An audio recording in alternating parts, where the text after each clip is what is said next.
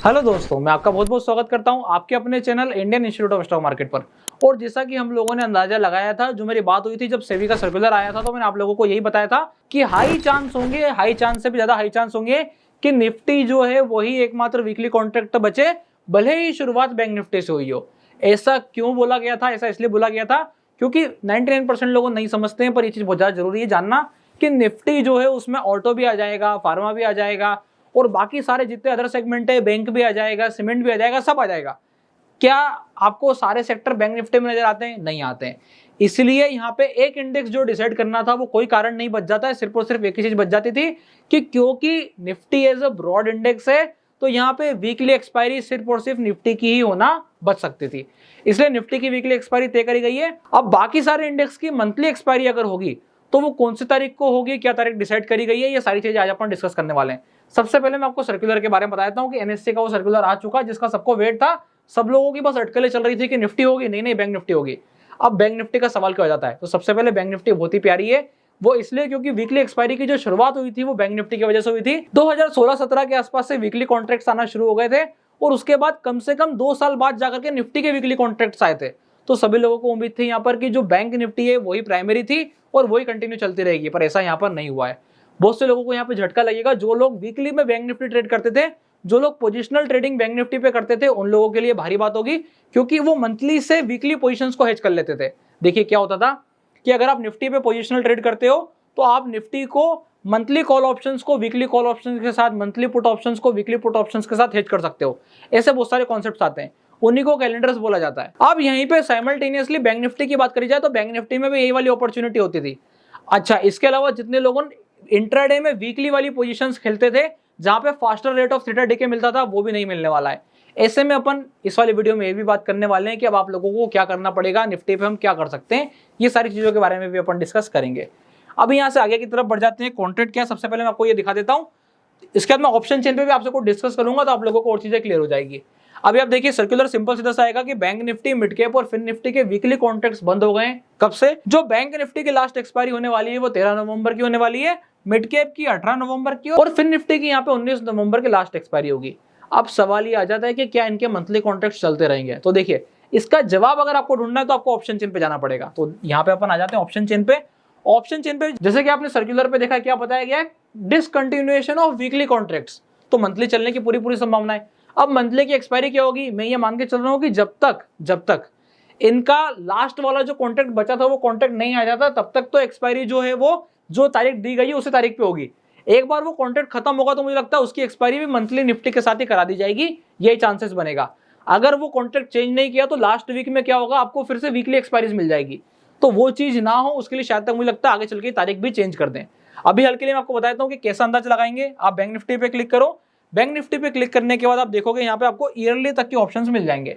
तो कॉन्ट्रैक्ट तो चल रहे हैं, ट्रेडिंग तो होगी। उसके बाद 13 नवंबर लास्ट वाला कॉन्ट्रैक्ट ओपन हो चुका है और उसके बाद में आप देखिए सीधा आपको दिखाई दे रहा है 27 नवंबर 24 दिसंबर।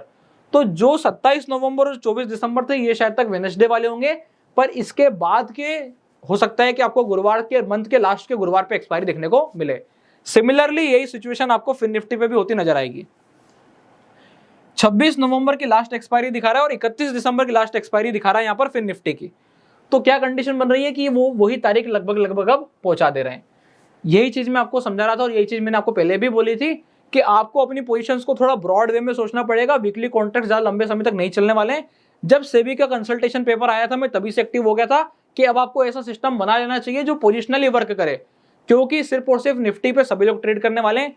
जीरो डीटी बंद हो गई है तो आपका वो वाला कॉन्सेप्ट खत्म हो गया जो मैंने आप लोगों से डिस्कस किया था। कौन सा? जो कि वर्केबल कॉन्सेप्ट था, जिसकी भी एक्सपायरी है। हमने क्या करा, हम एक्सपायरी पे मॉर्निंग में आए 9:20 पे हमने प्रीमियम देखे कि कहां पे स्ट्रेडल की एक परसेंटेज के हिसाब से 30% प्रीमियम कहां पे, 20% प्रीमियम कहां पे, वो सारे प्रीमियम देखे। एग्जांपल के तौर पे आप निफ्टी पर आए और निफ्टी पे आपने 20-20 रुपए शॉर्ट करे, तो अभी भी आप निफ्टी पे एक्सपायरी वाले डे पे कर पाओगे। पर यही बात अगर हम करते हैं कि बैंक निफ्टी पे हम जो है लगभग 50-50 रुपए के प्रीमियम शॉर्ट करते थे तो वो खत्म हो जाएगा। फिर निफ्टी पे 20-20 रुपए खत्म हो जाएंगे, मिड कैप पे 12-12 रुपए नहीं मिलेंगे। तो ये वाली जो आपकी अर्निंग थी रोज की, जिसका मैं टारगेट लेके चलता था 0.5 to 0.7%, एक तो ये बंद हो गया। दूसरा जो है किनको इंपैक्ट पड़ेगा, जो रोज जीरो डीटी आके ट्रेड करते थे थ्रू प्रॉप डेस्क, जो प्रॉप ट्रेडर्स थे बड़ी क्वांटिटी में रोज आके इंट्राडे में पोजीशन ट्रेड करते थे उनको दिक्कत होगी। यहाँ पे गेम पता है कहाँ शिफ्ट हुआ है, इंट्राडे से गेम अब पोजिशनल पे शिफ्ट हुआ है। कैसे शिफ्ट हुआ है वो भी मैं समझा देता हूँ। यहाँ पर आपके पास अब वीकली एक्सपायरी होने वाली है निफ्टी की, क्योंकि सिर्फ निफ्टी है इसलिए सब लोग किसको ट्रेड करने वाले हैं, निफ्टी को। बैंक निफ्टी पे मंथली पे वॉल्यूम होगा, हो सकता है बहुत से लोगों बैंक निफ्टी के मंथली पे भी शिफ्ट करें, पर अधिकतर जो चांसेस होंगे वो निफ्टी के वीकली पे ही होंगे। अब आपको जो भी गेम प्ले करना है इस पूरे हफ्ते के आसपास करना है। कंडीशन क्या बनेगी कि निफ्टी की जिस दिन एक्सपायरी होगी उस दिन की वॉलेटिलिटी कम हो जाएगी। क्यों? क्योंकि पूरे हफ्ते की पोजीशन अब सिर्फ निफ्टी पे होगी। अभी तक क्या हो रहा था कि हफ्ते वाली पोजीशंस स्विच हो जाती थी, कोई फिन निफ्टी पे था, कोई बैंक निफ्टी पे था, कोई मिड कैप पे था। अब वो चीज देखने को नहीं मिलेगी। साथ साथ में क्या होने वाला है, ये तो निफ्टी की एक्सपायरी है, एक एक्सपायरी आपको सेंसेक्स की भी वीकली मिलने वाली है। तो आपको हफ्ते में 2 एक्सपायरी मिलेगी, one is from NSC, one is from BSc. SEBI का यहाँ पे सर्कुलर था, एक एक्सचेंज तो एक एक्सपायरी। तो बीएससी ने पहले ही सेंसेक्स को चूज कर लिया था और यहाँ पे अब एनएससी की तरफ से भी क्लियर हो गया है कि निफ्टी आने वाली है। अब कैसे पोजीशंस बनेगी मैं आपको वो बता रहा हूँ कि इसका फायदा क्या होगा। इस चीज का फायदा एकमात्र होगा कि जो रिटेलर्स यहाँ पर फर्स्ट जा रहे थे वो 10 रुपए की चीज 100 रुपए तक जंप कर रही थी, तो जो सेलर्स थे पहली चीज तो उनकी जो दिक्कत बढ़ गई थी। बहुत सारी बीच में आपने न्यूज सुनी थी फरवरी के मंथ में, मार्च के मंथ में, कि एक जन ने सेंसेक्स की पोजीशन शॉर्ट कर रखी थी, वो सेंसेक्स की पोजीशन में उसे खूब बड़ा नुकसान हुआ। वो जिम जा रहा था तो नुकसान हो गया। किसी का स्पाइक इतना बढ़ाया कि वो उसका जो है पूरा अकाउंट ब्लो अप हो गया। तो ऐसे सारे केस जो आपको सुनने को मिले थे अब वो एक तो खत्म हो जाएंगे। दूसरा, बिल्कुल एंड में जाकर के जो ऑप्शंस में वॉलेटिलिटी आती थी वो खत्म हो जाएगी। क्यों खत्म हो जाएगी?